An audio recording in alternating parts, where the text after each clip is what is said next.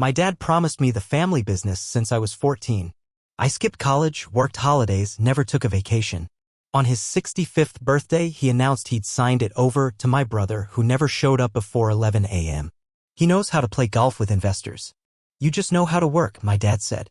I sat in that empty office all night, and then I made one call that changed everything. I was 14 when my dad first told me I was going to take over the family business. It wasn't a big moment. He didn't sit me down and say it like some big announcement. We were at the shop one Saturday, just the two of us, and I was elbow deep in a box of spark plugs. He looked over and said, "This'll all be yours one day." That was it. No ceremony, no big hug, just those words. But I took them seriously. Cartwright Automotive was all I knew growing up. My dad started it when he was in his 20s with nothing but a loan, a beat-up toolbox, and a rented garage. By the time I was a teenager, he had 3 bays, 5 employees, and a loyal customer base. People respected him. He worked hard. He made something real. And I wanted to make him proud. So I didn't waste time on dumb stuff like parties or spring break. I skipped college. That was a big one. I had decent grades. Got accepted into 2 state schools. My mom wanted me to go. Said it was important. But Dad said, "You go to college, you're 4 years behind in learning the real stuff." So I stayed. By 20, I was a full-time mechanic and not just changing oil. I handled diagnostics, rebuilt transmissions, dealt with the DMV for title issues, everything. My dad said I had the hands for it. And I believed him. I gave up every long weekend, every holiday rush. Thanksgiving?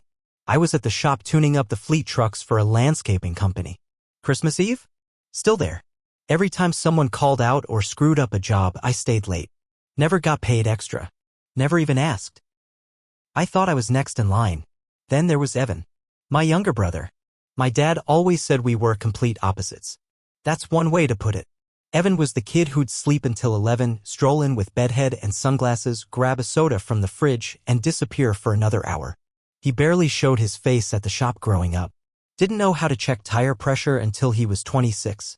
Flunked out of 2 community colleges. Got arrested once for pot possession, and again for a bar fight in college. But Dad always bailed him out. Always gave him a second chance. It was like Evan's mistakes made my hard work invisible. Still, I didn't complain. I told myself, just keep showing up. He'll see. I believed that until the day he turned 65. We threw him a big birthday dinner. He didn't want it, said he didn't like attention. But we all chipped in and rented out a steakhouse. Whole crew came. Employees, vendors, even a few customers who'd known him since the beginning. Toward the end, he stood up, held a glass of bourbon. "Appreciate everyone being here tonight. Means a lot. As some of you know, I'm stepping back from day-to-day soon. And I've made a decision about the future of Cartwright Automotive. I felt it coming. My hands were shaking under the table. Starting next month, Evan will be stepping in as CEO. He's got a great head for business. He knows how to deal with investors, golf, strategy, stuff that matters now. And don't worry, Aaron's still gonna be here, keeping things running the way he always has." I stopped breathing for a second. People clapped. A few looked at me awkwardly. Evan raised his glass and nodded, all smug like this had been his idea the whole time. I didn't say a word. I just sat there, staring at my plate. Later that night, I went back to the shop, let myself in with my key. Sat in the office where I'd written out employee paychecks by hand, balanced books, ordered parts for 2 decades. I stayed there until almost 4 a.m. Then I made a call. 6 months earlier, this guy named Darren reached out. I didn't know him at the time. He ran a chain of high-end auto service centers, clean shops, upscale clients, the kind of places that offered espresso while you waited for an oil change. He said he'd heard about me through a mutual contact. "I need someone who understands real work," he said. "Not a manager. A builder. Someone who can take over our new location in Westfield and make it run like clockwork." Back then I said no. Told him I was loyal. That this was my family business. He respected that. But that night, sitting alone in that cold office, I called him back. "You still looking for someone?" I asked. He didn't even hesitate. "For you?" "Absolutely." The offer was almost double what I made working for my dad. But more important than money, he said I'd have full control. I could build my own team, set the rules, run the shop my way. I said yes, and I didn't tell a soul. When I left Cartwright Automotive, I didn't make a big scene. No goodbye speech. Just told my dad I was moving on. He barely reacted. Just said, "That's your choice." He looked disappointed, like I was the one letting him down. I opened the new shop quietly. No billboard. No ad in the paper. Just word of mouth. Within a month, I had 40% of our old customers coming to me. By month 3, I had 5 employees, all from Cartwright, all of them let go or tired of Evan's BS. Evan tried to rebrand the shop. New logo. Tried selling performance packages to old ladies who just needed tire rotations. Started throwing around words like vertical integration and retail partnerships. Meanwhile, I was under the hood fixing people's cars the way I always had. One day, a customer I'd known for 15 years pulled up to my new shop. He looked pissed. "Went back to Cartwright for the first time in a while," he said. "Your brother tried to charge me $2,400 for a full brake job. Didn't even inspect the pads." This started happening every week. People coming to me saying Evan was ripping them off, rushing jobs, skipping inspections. A few even said he was using refurbished parts but billing them as new. I never said anything bad about him to anyone. Didn't need to. Word spread on its own. Then one night I got a call from Marcy. She was crying. Marcy was our receptionist for 25 years. She was there before I could even drive. Made cookies for the holidays. Always remembered everyone's birthday. And Evan laid her off without warning. Said she didn't fit the new image. I hired her the next morning. When I tell you that was the last straw for a lot of people, employees and customers, I mean it. I didn't ask them to leave Cartwright. But they left. And they came to me. Dad finally called. "You trying to destroy the family business?" he asked. "No. Just building something better." I said, "This isn't how you show respect. I gave you 20 years of respect. You gave him the keys." He didn't reply. By spring, the writing was on the wall. Cartwright Automotive was circling the drain. Evan had taken out 2 loans to upgrade the shop, new signage, fancy lobby furniture, some online booking system that never worked. He missed the first loan payment, then the second. Customers vanished. The Yelp score dropped. Mechanics quit. Some days they couldn't even keep the doors open. I knew because people told me. People I'd worked with since I was 19. I didn't feel happy about it. Not at first. But when Darren came to me and said, "Want to make an offer on the old place?" I nodded. It was time. When Darren said we should buy Cartwright Automotive, I didn't answer right away. I just stared at him. Not because I didn't want it, but because I wasn't sure I could face it. That building meant everything and nothing to me at the same time. It was where I grew up, where I became a man, where I thought I'd grow old. And now it was a graveyard of broken promises and cheap lies.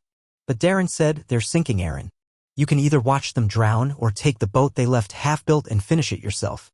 We bought the business, not the name, just the building, the tools, the accounts, the land. I made sure to leave the name behind. The day I walked back into that shop, it smelled like failure. Half the shelves were empty. There were oil stains in the customer lobby from where someone had spilled a drain pan and never cleaned it up. The office chairs were cracked. 2 lifts were out of order. A rat had chewed through the HVAC insulation. And in the office, my old office, Evan had left a whiteboard filled with brand synergy ideas. That whiteboard had grease smudges and a coffee ring the size of a soup can. I stood there for a minute. Then I opened the drawer under the desk. My name tag was still there. Not Evan's. Not my dad's. Mine. I tossed the whiteboard in the dumpster that same day. I renamed the place Westfield Honest Auto and made 3 phone calls. First, Marcy. She cried again when I told her she could come back.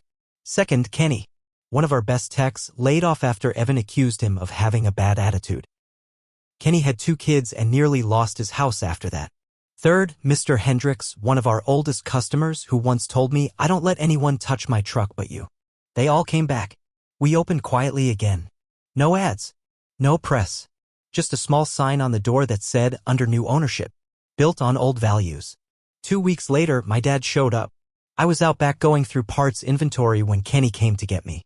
"Hey," he said. "Old man Cartwright's here." I wiped my hands on a rag and walked into the office. There he was, standing like a stranger, wearing the same brown leather jacket he always wore when he was pretending to still be in control. He looked tired, older, smaller. He didn't say anything for a few seconds. Then, you bought it. Yep. I heard you didn't keep the name. No reason to. He glanced around, took it all in. Saw the new paint, the reorganized service bays, the wall where we posted customer thank you notes. This used to be mine, he said quietly. No, I said. It was never really yours. You just held onto it until someone else cared enough to fix it. He didn't argue. Then he did something I wasn't ready for. He asked for a job. I stood there staring at him. This man had spent my whole life making me prove myself. Had looked right past me to hand the crown to my screw-up of a brother. Had stood by and let Evan torch the family name just because Evan knew how to wear a collared shirt and talk about golf. And now here he was, hat in hand, asking me for a job. I didn't answer him right away. I just turned, walked over to the counter, and pulled out a customer file. While I was doing that, he said I was wrong about Evan. I know that now. I didn't look up. He went on. I didn't think you had the head for business. I thought you were just a good worker. But this. He motioned around the shop. You built something real. I closed the file. Still didn't speak. Finally, I said, we're full. No openings. And walked away. He didn't come back. But Evan did. 3 weeks later, he showed up at closing time. I was wiping down tools and I heard the bell over the door. I turned and there he was. Wearing one of those tight dress shirts with the top button open, no tie, and sunglasses pushed up on his head even though the sun was already down. He had that look again, that fake humble look. Like he was about to sell me on something. He smiled. I didn't. Congrats on buying the place, he said. Dad told me. I didn't say anything. He walked around, nodding, looking impressed. You cleaned it up. It actually looks good in here. Still didn't say anything. Then he said, so listen, I've got an idea. Hear me out. That's when I should have told him to leave. But I didn't, because deep down, part of me wanted to hear how far he'd fallen. He launched into some pitch about starting a new kind of auto service experience. Mobile diagnostics, app-based scheduling, home visits. Think Uber, but for car repair. I call it Wrench Up. He even had a pitch deck on his phone. He thought I'd invest. I waited until he was done talking. Then I said, you stole everything I worked for. Then you lit it on fire. Now you want me to hand you the matches again. He started to talk, but I cut him off. Get out. He laughed like I was joking. Come on, man. We're brothers. Not anymore. He left without saying another word. The next day, someone slashed 2 tires on one of our service trucks. No cameras caught it, but I had a feeling. I didn't report it. Just replaced the tires and moved on. People like Evan don't last long when the spotlight goes out. But I had work to do. A week after Evan showed up and pitched that dumb wrench-up idea, things got quiet again. Too quiet. No more surprise visits. No more slashed tires. I figured maybe he finally got the message. Maybe he went back to Arizona like he said he would. I almost let my guard down. Then Kenny came into my office with a weird look on his face. You seen this? He asked, holding out his phone. It was a Facebook ad. Cartwright Auto, reopening soon under new direction. Honest work, mobile service, right at your door. There was a logo. Some knockoff version of my shop's new branding. Blue and white, clean lines, even used a picture of my old shop from before the remodel. My stomach dropped. The ad had a phone number, an address, a website. I clicked it. It was all up and running. He'd started a new business. Not in Arizona. Not even in another city. 2 miles away. At first, I laughed. Like an actual laugh. He seriously thought he could undercut me? After burning every bridge he had? But then a few days later, Marcy told me one of our regulars canceled a brake job. Said he was trying out the new Cartwright Auto down the road. They offer house calls. That one hit. Not because I was scared of the competition, but because I realized Evan wasn't just starting over. He was trying to take my customers. Again. So I did something I hadn't done in years. I played dirty, but not how he did. I didn't slash tires or fake bad reviews. I dug. Evan had filed for the new LLC under his own name, but used an address listed as a business suite. I went by after hours. Just a shared office space with rented mailboxes. No garage. No service bay. No equipment. He didn't own any real tools. He was subcontracting the mechanical work to random techs he found online. I found one of them on LinkedIn. Some guy named Rick who'd done mobile tire swaps and battery jumps. I called and said I was a potential investor. Asked how things were going. He started venting almost immediately. No parts inventory. I gotta buy my own. No benefits. No hourly. Just cash apps and empty promises. Guy says we're gonna scale up, but he doesn't even have a lift. You know how hard it is to replace shocks on a driveway with no jack stands. I took notes. And then I made my move. I called Darren and said, I want to crush him. He didn't even ask who I meant. Darren was all in. We started a mobile unit, a legit one. Wrapped van. Uniform techs. Real insurance. Service guarantees. We rolled it out under the Westfield Honest Auto name and announced it on our website and to our customers. Every job came with a free inspection and a 10% discount if they referred a friend. Within 2 weeks, we had 3 mobile techs on the road. Guess who one of them was? Rick. He quit on Evan after one too many missed payments. He didn't even say goodbye. Just ghosted him and came straight to me. Evan started panicking. He tried poaching my new guys. Didn't work. He tried slashing prices. Didn't matter. Then he did the most Evan thing ever. He filed a lawsuit. Said I stole his business model. That I was using the family name to destroy his brand. My lawyer laughed so hard I thought he'd choke on his sandwich. We filed a countersuit. Turns out Evan had tried trademarking the Cartwright name for auto services. But Dad never trademarked it when he first opened the business, and Evan didn't file until after we bought the building. My lawyer proved that the Cartwright name had been abandoned. That there was no existing active business with the rights to it. That shut him down quick. Judge threw it out and hit Evan with court fees. But he wasn't done. 2 weeks later, we got a surprise inspection from the state. Random. Aggressive. Looking through every log, every lift, every permit. Even tested our waste oil disposal. We passed, but barely. Inspector said off the record, someone must really not like you. That complaint read like it was written by a pissed-off ex. I knew exactly who. Evan was grasping at straws. Trying to trip us up because he had nothing left. But I wasn't done yet either. Because I'd been keeping one more card close to my chest. Back when I bought the building from Dad, the property included 2 extra parcels of land, one in the back, one along the side alley. They were never used for anything. Overgrown. Old fencing. Junked out equipment. But we cleaned it up. And now we were breaking ground. We were building an extension. A full detail center. Plus 3 new bays. And a second-story office where I could oversee it all. With my name on the lease. Not my dad's. Not Evan's. Mine. The build-out took 5 months. During that time, I didn't say a word publicly. I let people talk. I let Evan keep throwing shade online and faking 5-star reviews for his mobile shop. I let my dad keep playing dumb like he didn't know what was going on. But I kept building. Every week, we added something new. Security cameras, polished concrete floors, heated service bays, custom detailing equipment, even a break room with massage chairs for the techs. It wasn't just a shop anymore. It was a machine. Efficient. Clean. Honest. The day before our grand reopening, I stood in front of the new building just before sunset. The sign lit up right as the sun went down. Westfield Honest Auto EST 2022. Owner. Cartwright, no more legacy names. No more ghosts. Just mine. The next morning, I held a private event. No ads. No ribbon cutting. Just old customers, our employees, and the original 5 people who built the shop with me after I left my dad's place. We served breakfast. Walked people through the new space. Every single person who came shook my hand and said the same thing. You did it the right way. That hit me harder than anything. Because for 20 years, I'd been the kid in the back room fixing everyone else's mistakes. Now I was the one writing paychecks. The one making the rules. And I made a rule that day, loyalty gets rewarded. Period. Marcy got a raise. Kenny got a company truck. Even Rick, the mobile tech who used to work for Evan, got full benefits and a 401k.